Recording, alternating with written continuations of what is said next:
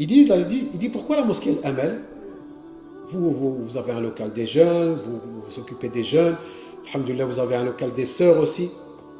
Pourquoi la mosquée Al-Amal ne dispose pas d'un pôle, comme vous dites, pôle activité, ben un pôle matrimonial? Ah, un pôle matrimonial. T'as aimé ça, Anas, hein? Tu t'es levé carrément. C'est pas pour toi, Anas. C'est pour la sœur ou bien le frère, il pose la question, pourquoi la mosquée ne joue pas ce rôle justement de rencontrer les frères et sœurs? Au fait, c'est comme le site. Un homme cherche une femme cherche femme un homme. Bien, c'est très bien. Premièrement, ces personnes-là, elles sont de bonnes intentions. Elles ont de bonnes intentions, elles veulent faire le halal. Ils disent, moi je connais personne. Donc aidez-nous, vous à la mosquée, peut-être qu'il y a des gens qui viennent à vous et vous connaissez. C'est très bien. J'ai une question à te poser. Est-ce qu'on est en 2026? Tu penses qu'il n'y a personne qui a essayé de faire ça avant nous? On vient de venir comme ça. Donc on va aller chercher. Nous, on est de bonne intention. Moi, je voudrais bien le faire, il n'y a pas de problème. On le fait, on le fait pas, on le fait, on le fait pas.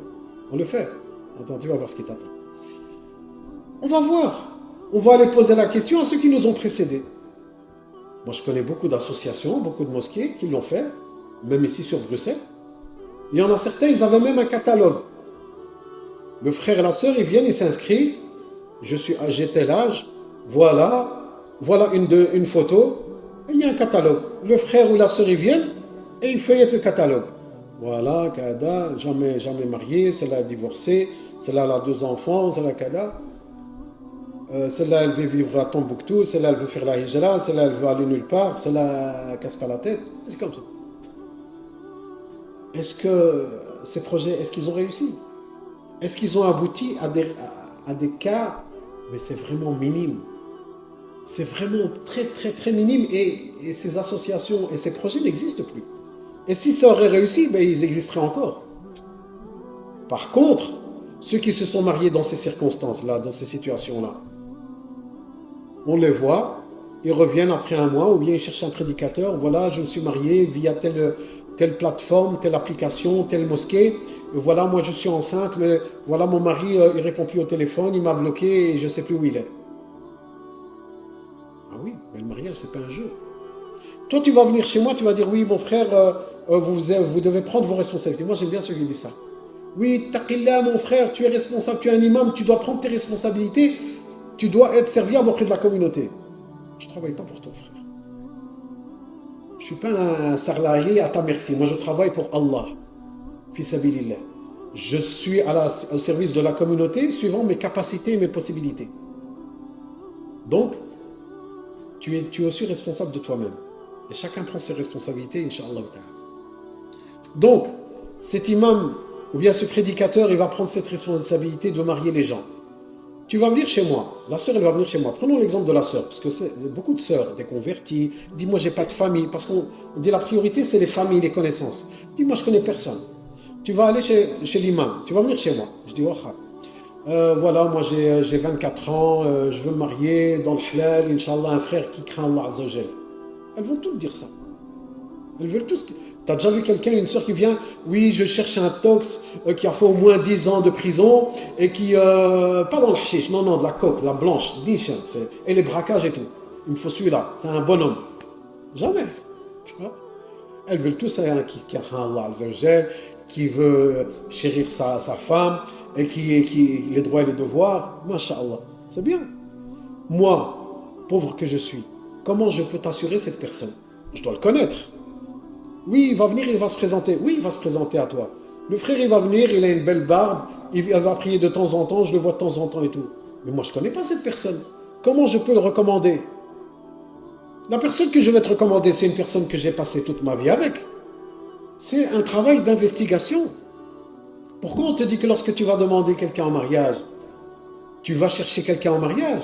Demande l'entourage, demande la famille, demande ceux qui sont avec eux, qui ont fait l'école ensemble, ou bien qui travaillent ensemble. Ah, mais tu vas demander au prédicateur ou à l'imam, je ne connais pas cette personne. Oui, il prie chez vous, il prie chez moi. Tu crois qu'il a un abonnement ici?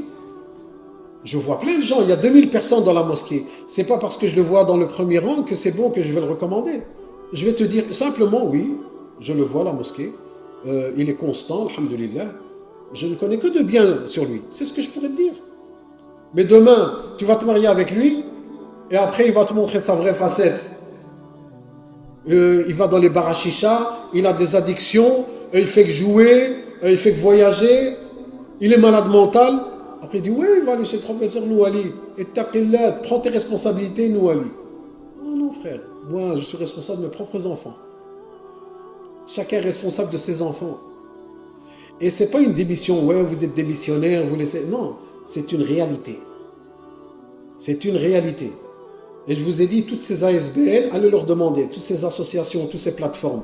Un homme cherche une femme dans le halal, une femme cherche une. Allez voir. Ils sont vraiment quoi 10% de réussite, 5% de réussite.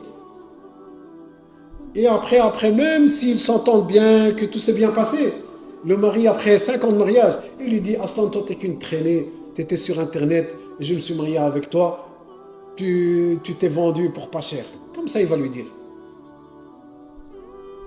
C'est quelque chose qu'on a déjà entendu. Vu que moi, il m'a eu de cette manière-là, peut-être qu'encore maintenant, il est en train de chercher des autres sœurs.